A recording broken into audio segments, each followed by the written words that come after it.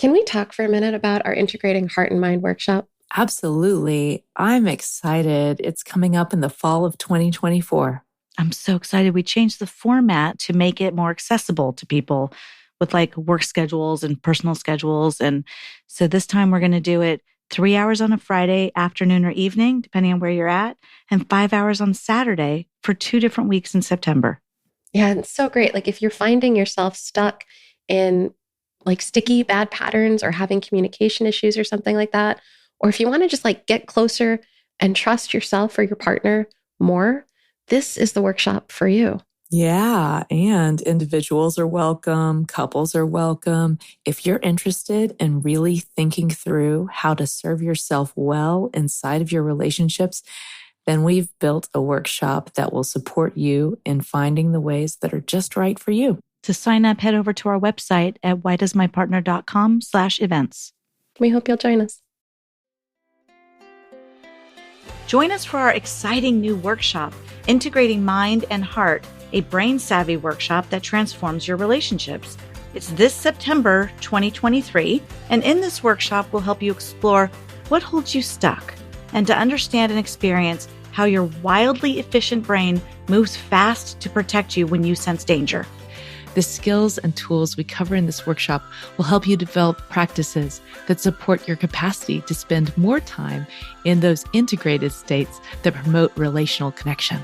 And when you put it all together, integrating all these new skills and practices will help you to explore more ease in your relationships, even in the sticky, hard moments that can derail an evening, a week, or even an entire relationship. If you want to get closer, say the things that usually go unspoken, and trust each other and yourself, this is the workshop for you. Learn more and register at whydoesmypartner.com/events.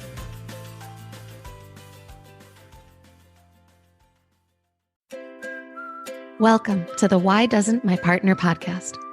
I'm Jules. I'm Vicky. And I'm Rebecca. We're your hosts. We're also couples therapists and messy humans bumbling through our own relationships every day. We met through our training and practice of relational life therapy. Between us, we have more than 40 years of experience holding hard relational questions with our clients. We're going to bring those questions here. And together, we're going to take a stab at answering those questions. This podcast is not a substitute for therapy. If something you hear in this podcast stirs something deep within you about your relationship, reach out to a couples therapist in your area.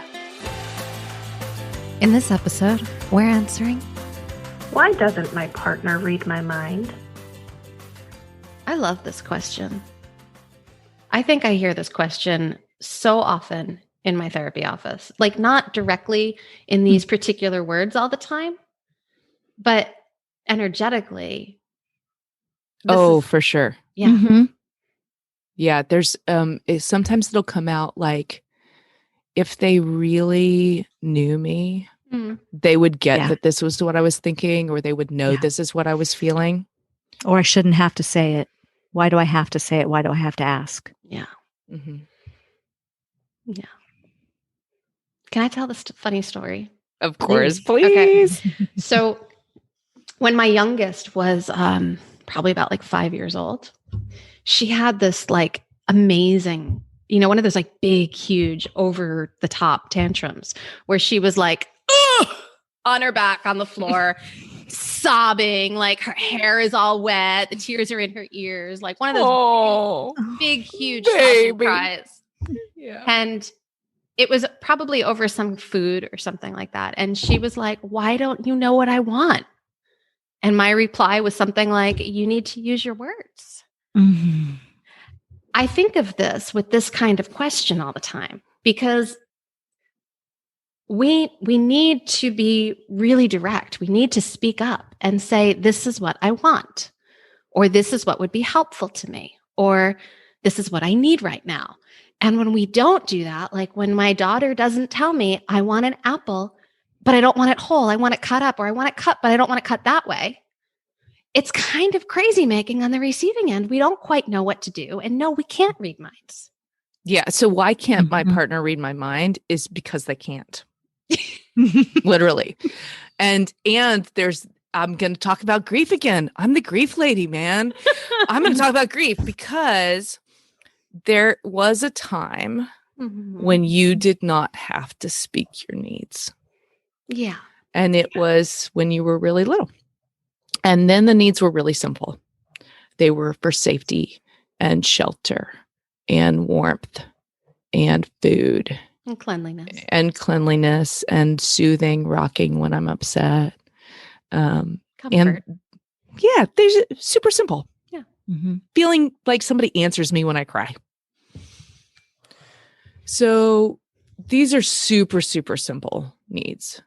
And the older we get, the needs may still like all come down to those core needs. Am I safe? Am I heard? Am I seen? Am I soothed? Do I matter?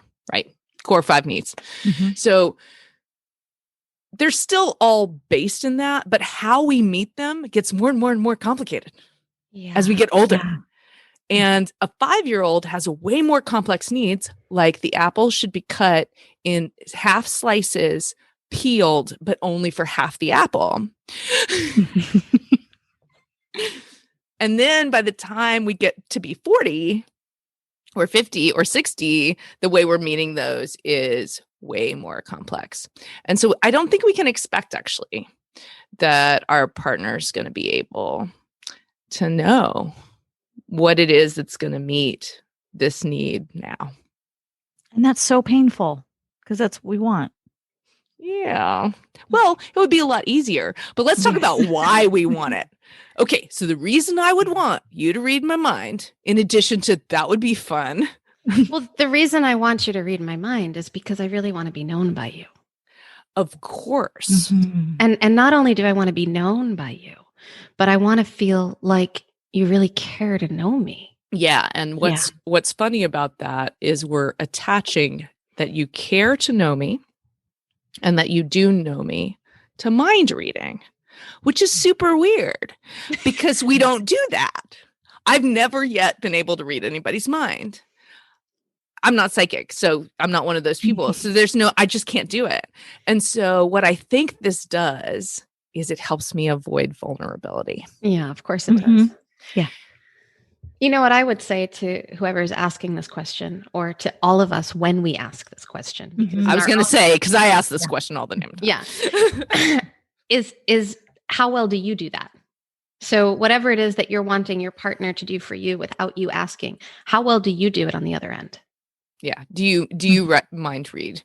And I think if we're honest with ourselves, and sometimes we might say, "Oh, I actually do guess what my partner needs and wants more than they guess what I need and want," and maybe that's even true.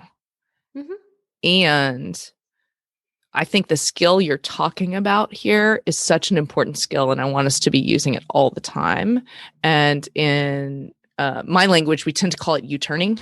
Yeah. So my car is directed out towards my partner. My lights are on them, and I want to U-turn that car around and turn those brights back on me.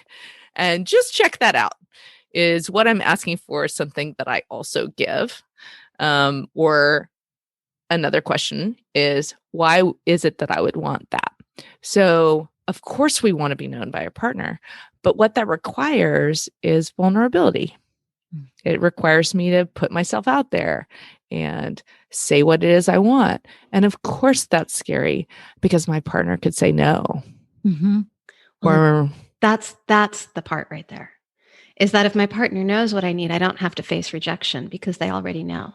And so they meet me in that place where I just feel their knowing of me, their love, their acceptance of who I am. But if I have to ask for it and I risk them saying no, I risk that rejection. Right. And then I have to deal with the pain of the rejection. Yeah. And so in order to get away from the pain of the rejection, we'll just imagine that they should read our minds, and that would make me feel really known by them. And there's another way to feel really known by your partner. You can tell them what you're thinking, feeling, dreaming, hoping. And sometimes they will disagree with you. Yeah. Sometimes there'll be some grief there. And sometimes they're going to be all over it. Be like, you too? Oh, I think that all the time. Oh my God. It could be a moment of togetherness too. But you don't get to have those without the vulnerability. Yeah. Wait, can we play Brene Brown's game for a second? What is it? Do you know her podcast? So Brene Brown has a podcast and she has this rapid fire, and her first rapid fire question is vulnerability is. Oh, let's do it. Okay. Vulnerability is fill in the blank. Openness. Trust. Vulnerability is. I was just going to say scary. So that fits. Right. So when I think about this, do it again with mind reading. Mind reading is. Mind reading is magic. Mind reading is unreasonable to expect. Yeah, the word I was going to use was stupid, and that feels really pejorative and mean. But I like. I love it. Be the bumbly human, because we are. This is the thing, is that we all want things that are unreasonable. Yeah, well, we're all unreasonable humans. I mean, what human is completely reasonable? Yeah. Well, we want things to feel like bliss and butterflies and sunshine all the time, and that's all not the time. life. Well, so what we want, if you're going there, is to go back into the womb, Right? Yes. right?